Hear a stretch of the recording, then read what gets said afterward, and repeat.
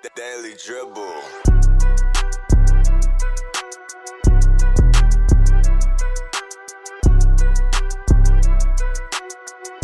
And welcome back to the Daily Dribble podcast, guys. As always, I'm your host, Nick Zammit, here back on a Friday evening.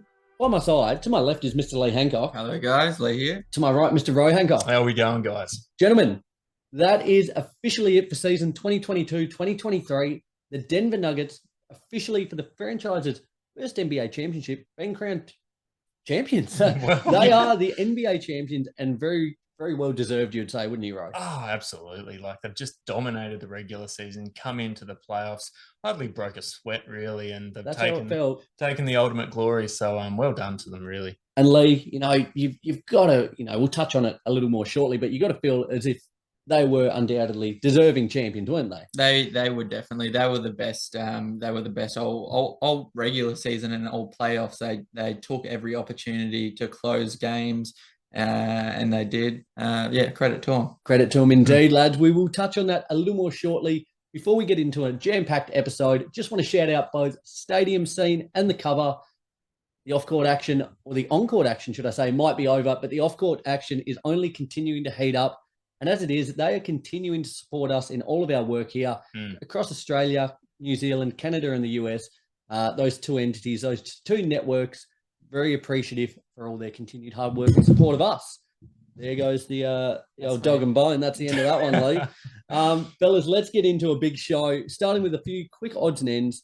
Starting with the first domino to fall in free agency, none other than Steady Freddy, Fred VanVleet. The All-Star guard has declined his $22.8 million player option, thus becoming an unrestricted free agent in July. Had a mixed season. His output, if you look at it on face value, 19 points, 4 rebounds, 7 assists.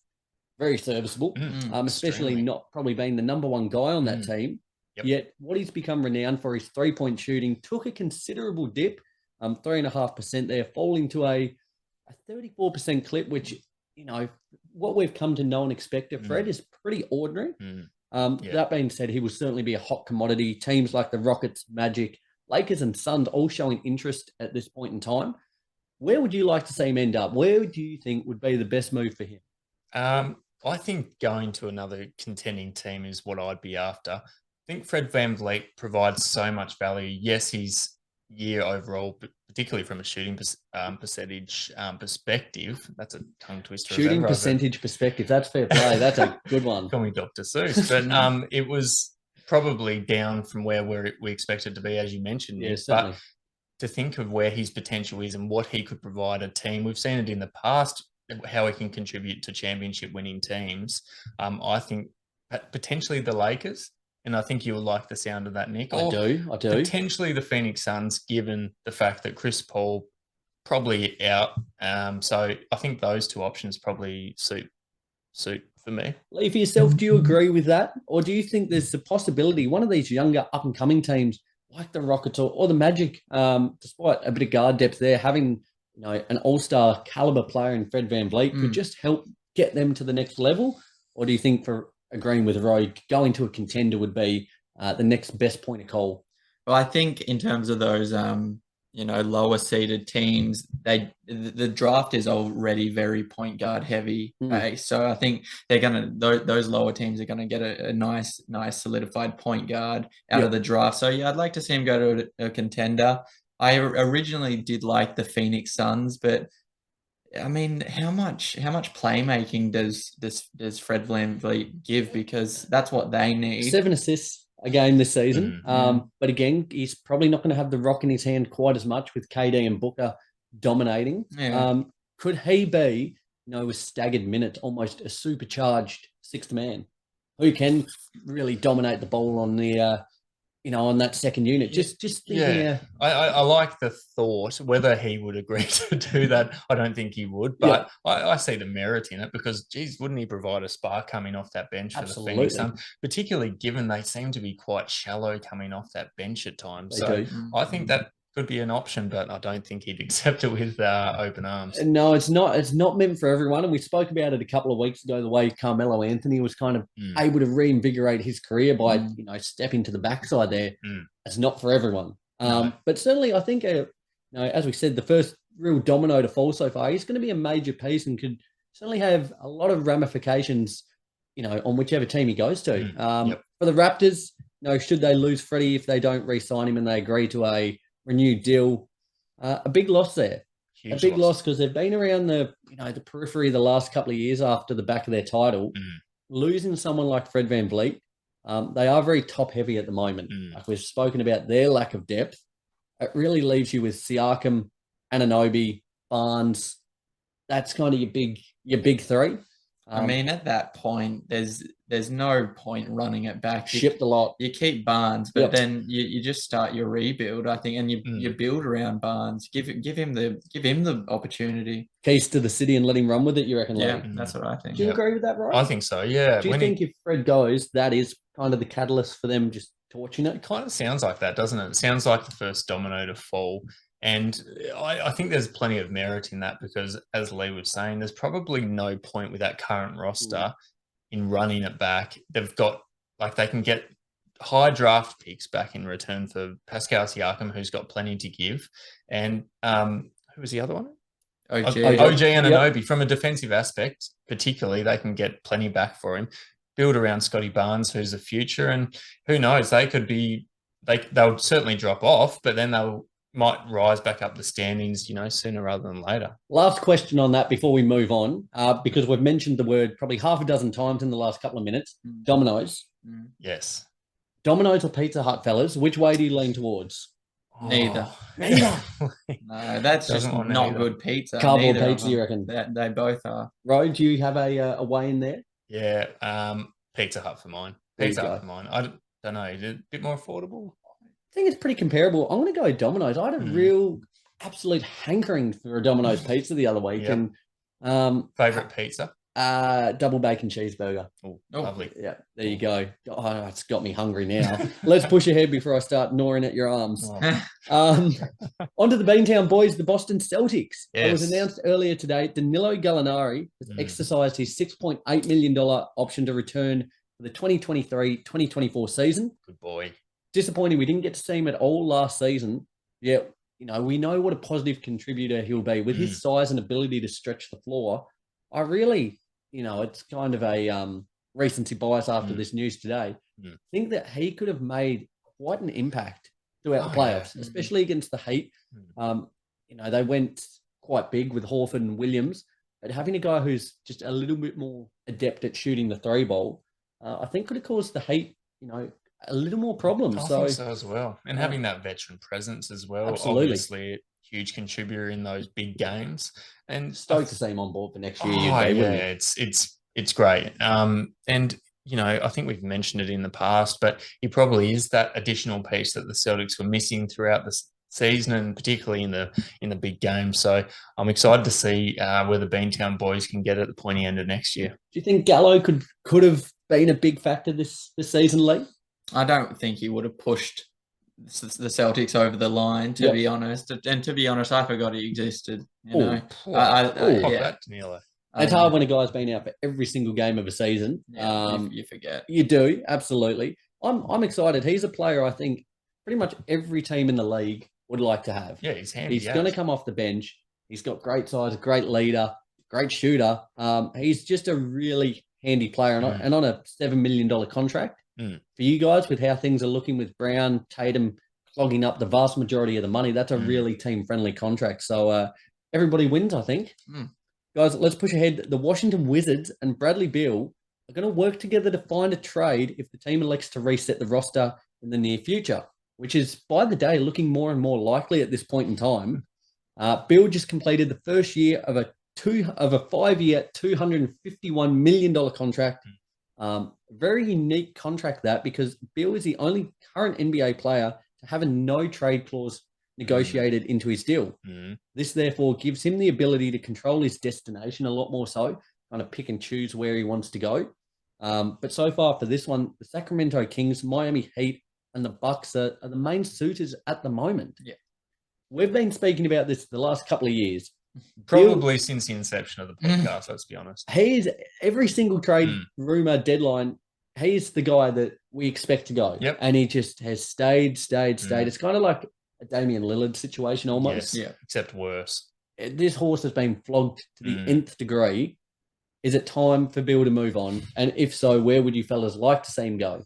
It was time, like you said, it was time 2 years ago. Like, and last year and the year before is when he and the Wizards were getting draft picks thrown at them. You know, Big star options. caliber players He thrown. was just about leading the league in scoring 30 points a game. He was, and now his trade value is probably at its lowest. I mean, he came off a pretty bad season, you know, similar to, you know, his first couple of seasons with John Wall. But if we're talking about destinations, I think he could be the piece to push the Heat over the line. We saw how close they came this year, and they've got an enticing young player. Beal and Jimmy together, and bam. Yep, enticing young player. It's not bad. Tyler Hero, like you'd have to give up Tyler Hero, but we saw how far the Heat got without him. So well, let's think of that on the fly. Just we'll use the Heat before we move on. Here, your thoughts, Ro? Thank you. And a hypothetical. Let's say they've got to give up to get Beal. They've got to give up Hero, draft assets, no doubt. Probably maybe a Struce or a Robinson in there, and maybe one other player to get the contracts to work. If you're the Heat, you do that. You cash in now. You cash in on Jimmy's, you know, the last couple of good years of kind of being in his prime. Put him with another all elite guard within the league, and really go for it. You know, they've made the finals. They made it a couple of years ago against the Lakers this season. They're knocking on the door. Yeah. Do you go for it? Definitely. I think at this point, given the roster that they've constructed, I think you have to. I think you have to throw all the chips in the basket. They've been so close a few years now. And I think, like as Lee was saying, it might be the piece that gets them over the line. And I'm sort of in the same boat as Lee. I'd love to see him go to Miami. Another true contender, another chance for Bradley Beal to finally have a bit of success in a career where he probably hasn't had many years at all, where the Wizards have even made the playoffs. And you can't really see him on the Bucks, can you? Like thinking of it in your head, like the fit doesn't really look there. The way they're constructed. The Kings, the Kings are an interesting one. Because, again, another team, really young and up-and-coming team that's kind of knocking on the door already. Yep. Kind of in the infancy of their playoff push the first year in 2 decades nearly. Could they look to accelerate that process and, put a bit of a cat amongst the pigeons, for lack of better words? Yeah, I don't hate that. I really don't. And we probably saw come the playoffs this season, as great as their regular season was, they are still missing a piece or two to get them into like the really pointy end of the year. So what a train wreck on D though. Like we say it, like we've said, like, can it get any worse for the Kings on defense? This would only exacerbate that. This adding Beal, he's not known for his defensive work at all. They're giving up $150 every game. They're probably trying to score $170 every game, and that's going to be their way to win, as it has been the last couple of years. But fascinating point. Like both Beal and Van Vliet. They're names that I think a lot of teams would be after. Beal, in particular, is a big name. We kind of, as you said, Lee's had a bit of a dour year, but he's one of the best players in the league, undoubtedly, when he's on form. So, in saying that, he doesn't warrant that contract. I think I saw he's the 5th highest player in the NBA, and I'd like someone to $251 million. Like he's in that second tier of superstars. If you're looking at Jokic and Steph and Giannis, he's not in that tier. Is he in the second tier, do you reckon, or third tier almost? Well, who's in the second tier? Second tier, you're probably putting as maybe, it depends how cutthroat you are, but probably at the minute, your ADs, I think he was in the second tier a few years back. Yeah. I don't think he really is at the moment. Not with this last year. He has the potential to get back into that second tier. Probably slipped from an all-star player to a star player. He's probably not quite in that tier. If you've got your best of the NBA, then your all-stars, he's probably in that third tier at the minute. And you can understand why he took that dip, given, I mean, last year he did look really, really fed up. And, it was coming, I think, a dull year. Will this be it? I'm certainly looking forward to seeing how that one plays out. We'll be sure to keep you guys posted on all the news across trades, free agency. The key to staying up to date with it, though, is following our socials. Guys, Facebook, Instagram, YouTube, Twitter, TikTok. We will keep you updated with all the latest news from the NBA, the NBL, Doesn't matter that the on-court action has ended. There is still plenty going on across the basketball landscape. So be sure to stay up to date with all of those ones for Daily Dribble content. I'm saying this, if Beal doesn't get traded this offseason, can we make an agreement that we don't talk about Bradley Beal trade rumors ever again? Because it's been the last 4 years.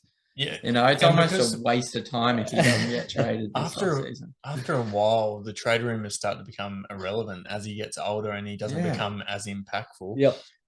When he's in his prime and he's averaging 30, we're obviously going to be talking about it left, right, and center. But yeah, it'd want to happen rather soon. I agree. Here's hoping so, lads. Let's push on. Daily Dribble. Okay, and speak a little bit about the champs. As we started at the top of the show, I said the first time in franchise history, 47 years, the Nuggets are champions, knocking off the Heat 4-1. They clinched Game 4, 108-95.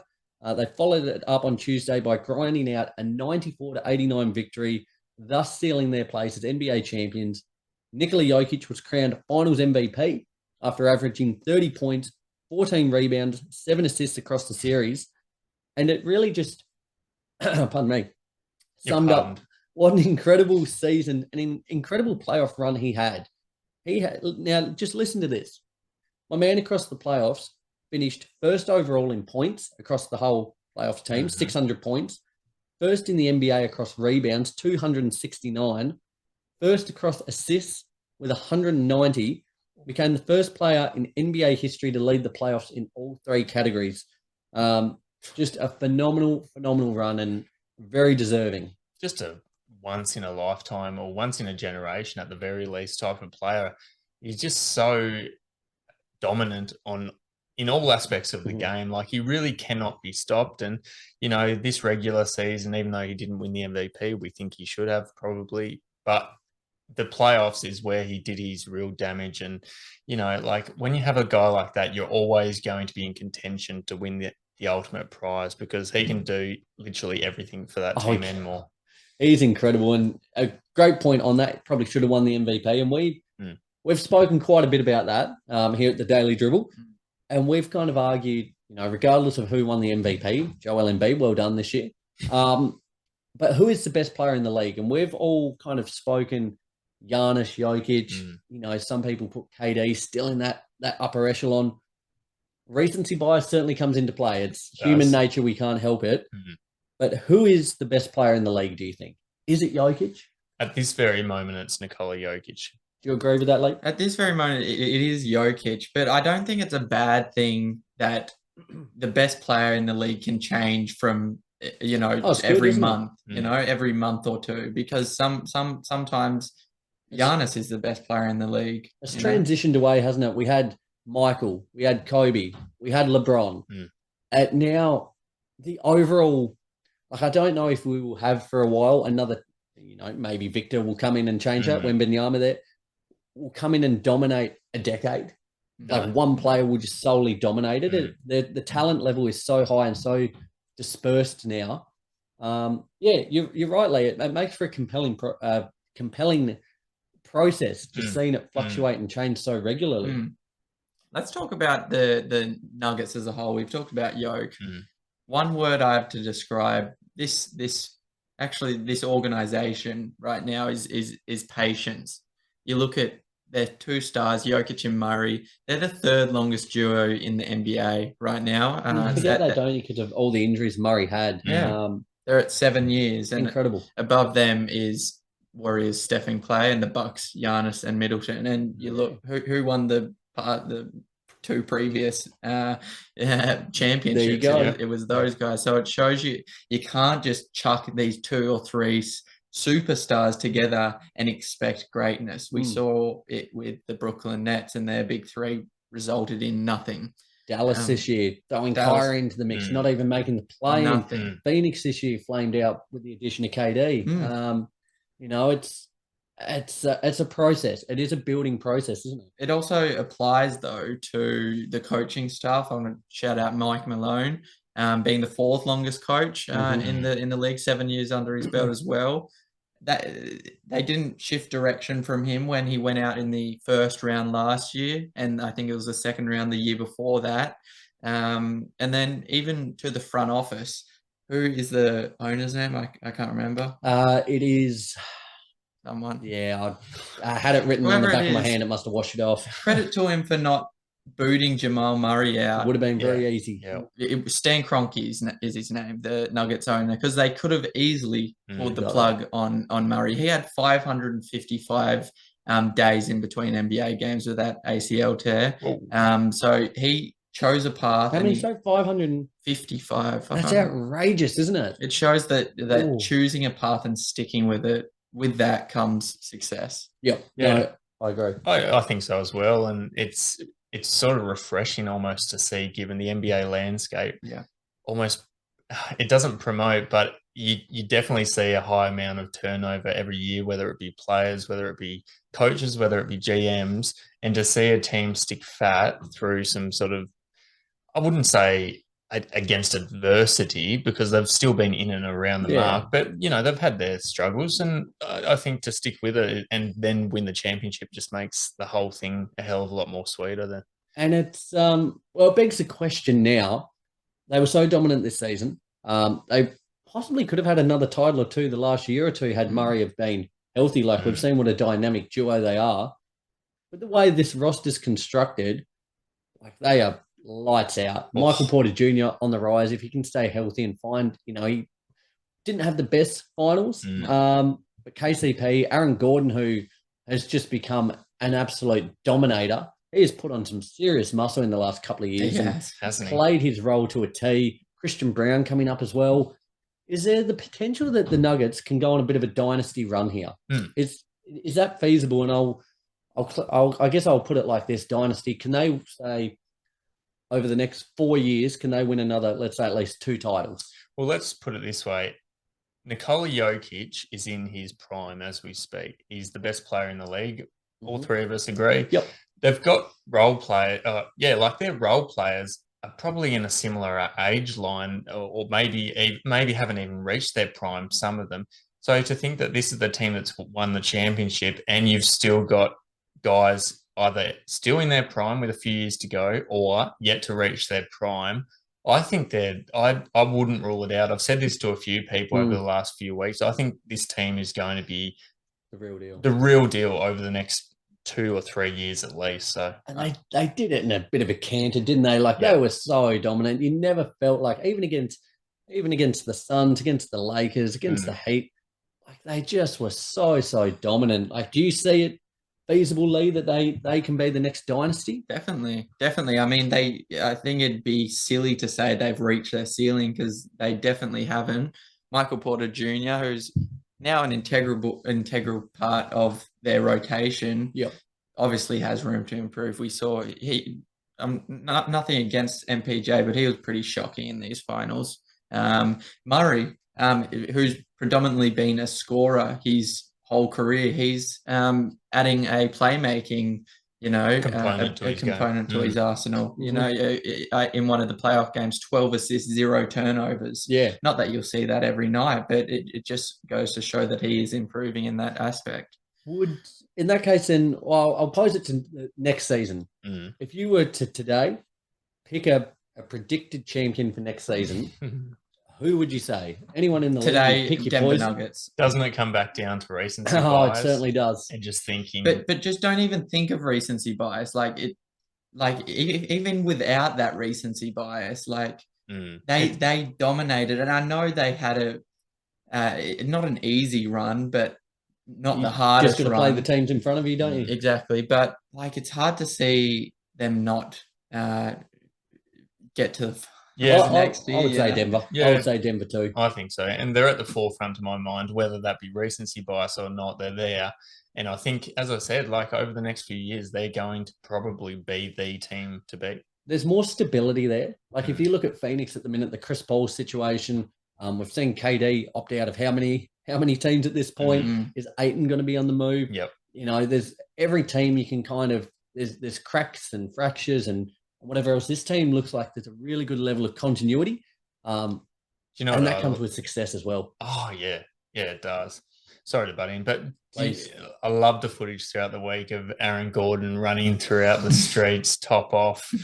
He was still in his playing shorts like 2-3 days after the finals wrapped up. Do you know what it reminded me of? You know, on 2K, I'm not sure if you played it recently, but they've got like My City or My Park or whatever the thing is. Sometimes you have NBA players run in there and you'll have the whole community just following and flooding this person. And it reminded me of that. Like, he's noticeable as it is, the big bloke that he is, but having, you know, thousands of people chasing him, it was great to see. Hasn't he, just quickly on him before we move on a little bit, hasn't he transformed his game? Orlando, he was just known as a high-fly dunker, and that was really it. There wasn't much substance to it. No, I don't think it was entirely his fault. No, it wasn't. I saw in the 6 years that Aaron Gordon was in Orlando, Was it 6 years? 6 years, he had 5 different head coaches, each head coach coming with a new system, for all of these players to learn.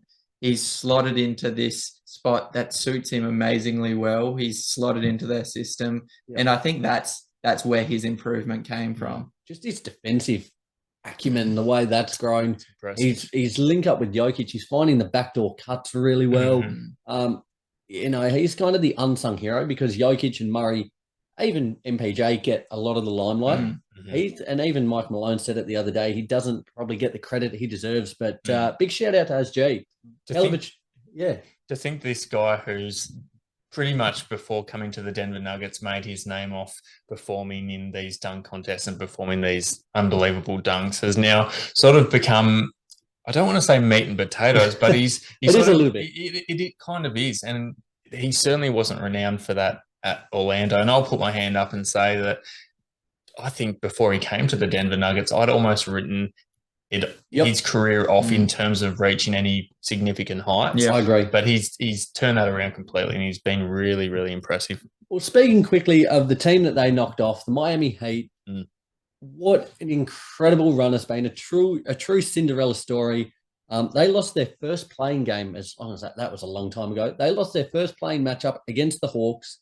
They beat the Bulls for that final spot as the 8th seed. We had essentially said they were coming up against the number 1 seeded Bucks, and I think most of us said maybe 5, probably get the brooms out. Probably sweet. Probably sweet. I think we might have all said that. And we didn't give it a second thought. That was probably the series we touched on least just because it seemed like a foregone conclusion. They knocked off the Bucks in 5 games. They beat the number 5 seeded Knicks in 6 games. They beat the number 2 seeded Boston Celtics in the Eastern Conference Finals, becoming the first playing team in NBA history to make the finals and only the second number 8 seed behind the Knicks to ever make the finals. Incredible. An incredible, incredible run. You know, there would have been movies and songs written and all manner of things had they have been able to defeat the Nuggets. But they just ran out of steam. You could tell with Jimmy, especially like in the finals, he was lacking that offensive kind of real drive. Understandably, he's put in a hell of a shift. You know, not having Tyler Hero hurt. It did. When Strus, Vincent, when their shots were going down, they were incredible, and hence they made it this far. But just having another shooter, another guy to get a bucket, their offense really struggled in the finals. But again, as I said, take nothing away from them. All love. They've lost no fans whatsoever. No, it's weird to say it's a historic run, you know, even though they lost losing the finals. Like that was just second to none. All effort. Like they were in another realm in terms of effort and just belief in themselves. Like it's endearing, isn't it? Yeah, it makes you want to cheer for them. I've never seen that before. That level of we are winning this game, you know, ever before. Last time it was seen was probably Jimmy against the Lakers in the bubble, slumped over the signage boards there. The Heat from here, as we said, we spoke about it a moment ago with the Bradley Beal situation. What do? They've uncovered, you know, the steps Strus has taken, Vincent, Caleb Martin, hopefully Tyler Hero coming back in next season. Do they look to run it back or do they try and shake it up, do you think? If you had to go either or, stay as things are currently constructed in a perfect world, there'll be a few little changes here and there. Or do you pull the trigger on maybe a Beal move to try and get to that next level? Which way would you lean at the minute? Like we were saying earlier, I do think they were just that piece away. Like if they had Beal out there, that could have been a different story. So I think while they're on their toes and while they're right at the finish line, Yep. I think you got to pull the trigger and trade for one of these stars. I'm looking at this from two perspectives because I'm looking at it from the perspective of Miami Heat getting to the finals and thinking, oh, they probably don't need to do too much to shake up their roster. But I'm also looking at it from the perspective that they were in a play-in game and had the potential to not make the playoffs at all. So absolutely, there's two ways you can look at it. I think they have. I would like to see them make a big play for Bradley Beal because that shows me we're not sort of content. Matt Riley's not going to be content. No, is he? I don't think so.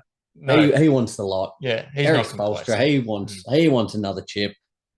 It's a fantastic point because despite the incredible run that they went on, you also have to be aware that they were very close to missing out. So, is that part of their game plan? Like we know they turn into a completely different team in the playoffs, but not to say they're on cruise control, but the Miami Heat front office and the coaching staff like directing them to not spend all of their petrol tickets in the regular season, or is it something different?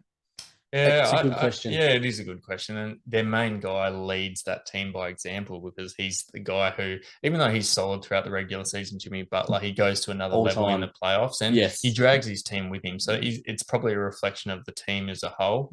But yeah, I don't know. It's hard to answer. I'm sure they don't go into the season thinking, let's just try and scrape into playoffs. But yeah, I don't know. It's something we've been seeing a little bit more of over the last couple of years. Teams almost, resting during the regular season. It's a very fine line with how even both conferences are. You drop a couple of games here and there through rest or whatever the case may be, you find yourself down in there. And we saw it in both conferences. There was real log jams across the standings for points. There was, one game separating 4-3-10. So I would like to see them make a move. I'm here for it, but certainly a very endearing performance, to say the least, from the Heat. Take nothing away from them. Nope. Gentlemen, let's push on. Daily Dribble. Into a segment we started a couple of weeks ago dubbed New Blood.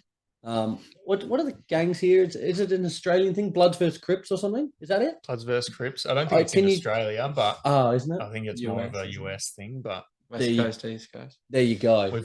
Can any of you do the blood sign with your fingers? No. Give it. You look like you're about to. I don't have that in the kit bag, but it certainly would have been fun to be able to see someone do it here. Are you a blood or a Crip, Nick?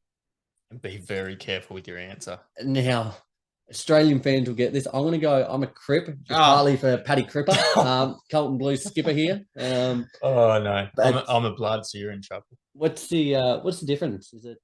I think one of them's East Coast, one of them's West Coast. Oh. Well, you find out. You get back to me, and I'll base my decision on that. I actually can't remember. I think I'd rather hang out West Coast. Ro, for yourself, because you're the one in the group. Before we get into our new blood section, a little tangent here. Yes, you're the one out of us who has been to the US.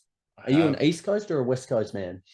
What was I? I was probably more of an East Coast fan, to be honest with you. Really enjoyed New York and Miami, but West Coast I really enjoyed San Francisco as well. So I'm bit of both. I've got allegiances on both sides. Oh, it's a dangerous game to play.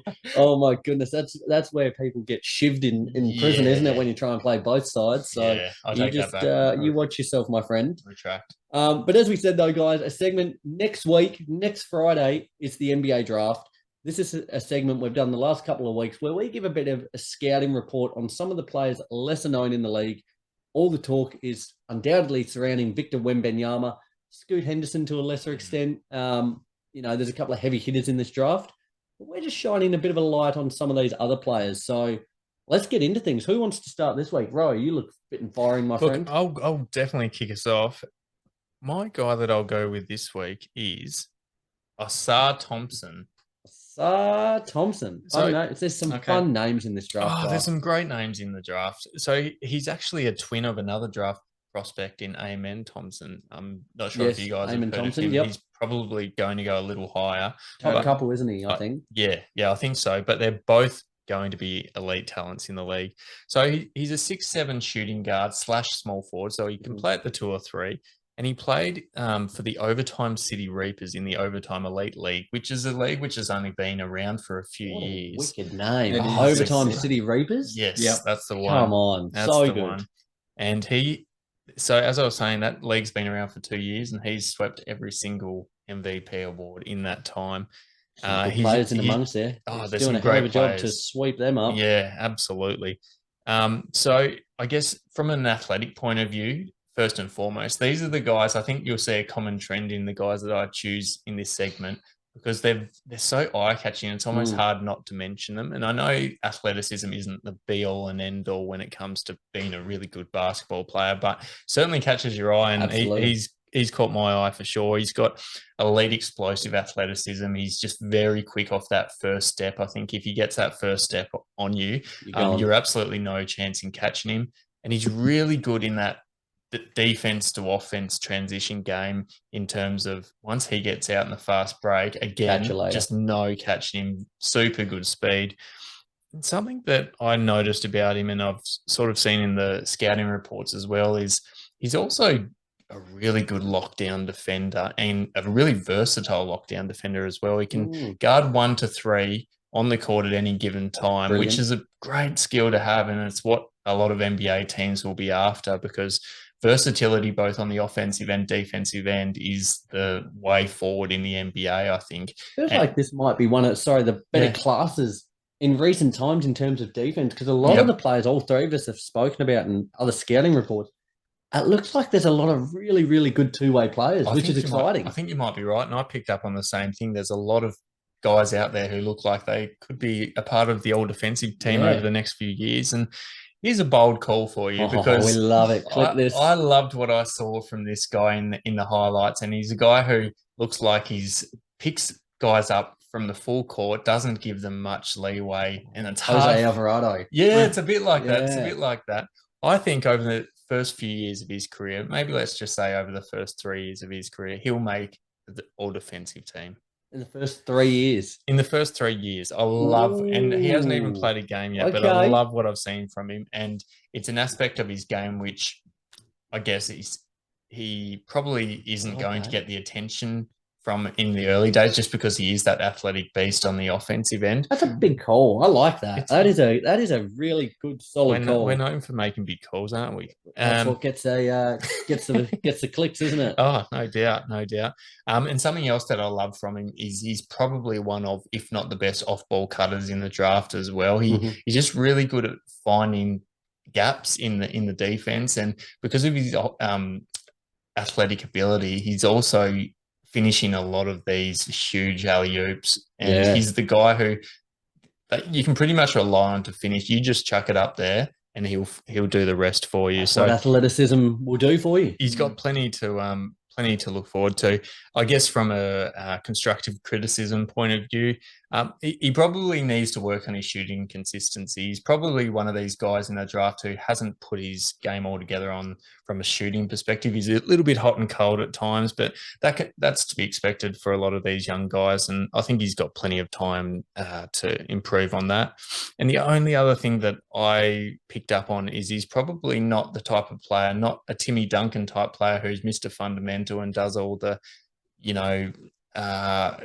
fundamental basketball plays when he should. He probably relies a little bit too heavily on his athletic ability. If you got it, flaunt it. And it's fun to watch, but at times you almost just think to yourself, well, maybe you should just work a bit more on your post game or on your mid-range game. So I think there's a few things to work on. He's a raw prospect, but there's so much to look forward to from an offensive and defensive end. So Asar Thompson. There's a name to remember. Keep an eye out for him. Love it. Well, I'll follow up next. Mine will be pretty short and sweet because he's almost a carbon copy of a player we saw this season. Okay. In fact, he's another twin.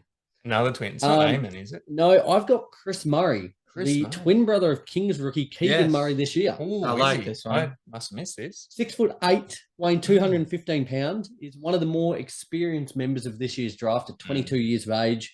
Is expected to go around the mid-20s. Across 29 games last year with Iowa, he He averaged 20 points, 8 rebounds, 2 assists, 1 steal and a block. Despite playing a lot less minutes the year before, he shot the 3 ball at around 40% the year prior. But this year he had a much greater demand, increased responsibility on both ends of the floor, and he attracted a lot greater defensive attention, which resulted in him shooting the 3 ball at 33.5%. Not great on that front this year, but it shows the year prior 40%. He does have that range, like Keegan Murray. Yep. Absolute sniper this year. Had a hell of a season. Got great size for a 3-and-D wing. Has a ton of experience under his belt. The fact that he's going to be 23 at the start of next season is a big part as to why he slid down people's draft boards. Yeah. They kind of want that young prospect that they can mold from the word go, whereas he's a little bit more of a developed product. He's ready. But for me, I quite like that. Depending on the team, I'm excited to see what he can do. And I think given his age, given his experience and his skill set, I think he's one of these guys who will be able to make an immediate impact. Yep. So essentially, the scouting report is look for another Keegan Murray. Yeah, right. And which is super, super exciting. He's got really good athleticism as well for a guy, as I said, 6'8", 215 pounds. He looks quite agile when he moves. But I think the big thing for him will be in training camp, once he gets with some of these, elite trainers with a franchise, just really ironing out the consistency in that stroke. But on the defensive end, he's Keegan Murray, but probably a little bit better on that defensive end. So I think a very high ceiling. He's got a high ceiling. He probably doesn't have quite the upside of a lot of other players in this draft, but his floor is a lot higher as well. It's not as low as some of the other players that could be complete busts. So, he's probably, by the sounds of it, more of a sure thing to have some sort of impact at NBA level. That's it. Because there's always that risk with a lot of these guys. Like, there's a lot of guys who probably won't make an impact whatsoever throughout the course of their OJ career. OJ Mayo. Lamar Odom. Yeah, Lamar. Oh, don't start with Lamar. I mean, Ben Simmons. Yeah. There's a lot of players who go high and then, they look like they've got huge upside, but fail to meet. Whereas I think this guy's more positioned in that kind of middle bracket. Okay. From what I've seen from his highlights, because I watched a bit of Chris Murray highlights, he does look very similar to Keegan in the way that he looks NBA ready. Who cares if he's 23? Get him on someone that needs that NBA. Still young. Like, what are you talking about? We don't hit our prime 26, 27. Exactly. No worries. 28. I'm thinking who needs an NBA ready wing? Why not pair him up with Keegan Murray at the Kings? They need forwards. They need wings. I like it. It'd be hard to tell the difference because they have the same letter. What was the last set of twins or set of brothers we had in the same team? Would it have been the Lopez's or the Noels? Cody and Caleb. Yeah, the Martins. True, Martins. Yeah, there you go. Be fun to see. Very exciting. 2 young guns on the same team, but very excited for what Chris Murray can develop from or produce from the word go. Yeah. This is quite the coincidence because I've got a twin and I've got Amen Thompson. Yeah, I was waiting for just it. Quickly, do we have the we don't have it queued, the round of applause sound. 3 weeks, we have gone, none of us picked the same player as each How other. does that happen? That's fantastic work from the 3 of us. Well done. And we've all gone with, we've all kept it in the family this week. I love that. Twins. There you go. Triplets. Amen, 20-year-old point guard coming out of the same overtime elite league as his brother, averaging 16, 6, 6, and 2.5 steals. Active hands. Active hands. Really Very good. active. He's been described as a tall Ja Moran and also a string bean Zion Williamson. So that's a little fun hybrid, isn't it? That's a massive hype up. Wow. Whoa. Just like his brother, the first thing I noticed about him was his speed. He's got a quick burst off the dribble. He's got these nice hesitation moves. Speed is what I noticed first. Speed kills. And with that explosive speed, in combination with his body control and his freakish athleticism, he turns into an absolute highlight reel around the rim. Some of these just monstrous, disgusting dunks he's throwing down. Nasty. And he's pretty... I mean, he's not skinny, but he's not big either. And his frame is just, it's impressive. It's very similar to Ja Moran or early Russell Westbrook. Yeah. The separation between him and his brother, I think, while his brother's got the defensive aspect, and so does Amen to an extent. But Amen's got playmaking as an integral part of his game. He's at 6'6" frame. He's allowed to see over defenders. He's got a great ability to read the floor, and he passes them with great accuracy as well. So like he'll throw great transition passes to a cutter, but he'll also just swing the rock like Jokic does or like LaMelo Giddy does. Yeah. Same as his brother. It almost sounds like a repeat, but his shooting is a problem, and probably more so than his brother. Brothers' defenses are already sagging on him and daring him to shoot. But I was thinking, no good for confidence if they start sagging and you miss a few more. You start looking to not shoot the ball. Yeah, I know. But the silver lining I was thinking is he's pretty much great in every other aspect of his game. So can't be good at everything. He can narrow in on this specific area of his game, and he can try and improve his shooting. His floor's probably pretty low if he reaches his floor, but I think his ceiling's very high as well. So amen, Thompson. Amen to that. There you go. Absolutely. Brilliant. Lads, 3 weeks done and dusted, new blood, 9 prospects we've given our thoughts on over the last couple of weeks. Very, very exciting going into draft week next week, especially for ourselves now, having a little bit more understanding, a little more knowledge on some of these other players outside the notable top couple. I'm very excited for this year's draft class. I think, even just outside the top couple who are going to be lights out to say the least, there's quite a lot of talent and hidden gems, I think, that could be found within the depths of the 20s and 30s, possibly there. Yeah, it has the potential to go deep for sure. And, there's been so much hype surrounding Wemby and Scoot. You'd almost be forgiven particularly if you were a casual NBA fan, to think, oh, it's all about those two. That's it. And it is a lot about Wemby, let's be honest. But there's going to be a lot of other notable names coming out of this draft. I have no doubt about it. Exciting stuff, to say the least, Lee. Definitely. Guys, there wraps up another massive episode of the Daily Dribble podcast. As I said a little while ago, guys, there is still plenty going on within the NBA and the NBL. We're your one-stop shop to keep you up to date with all the latest news from off the court. There is going to be a plethora of action coming up, most notably next Friday with the NBA draft. Then as we start to swing to free agency, nothing but good things coming. So be sure to lock in with us. Good things coming. Cannot wait, lads. Going to be fun. Guys, from myself, from Lee, and from Ro, Daily Dribble team signing out. Have a fantastic week, and we can't wait to speak again with you soon.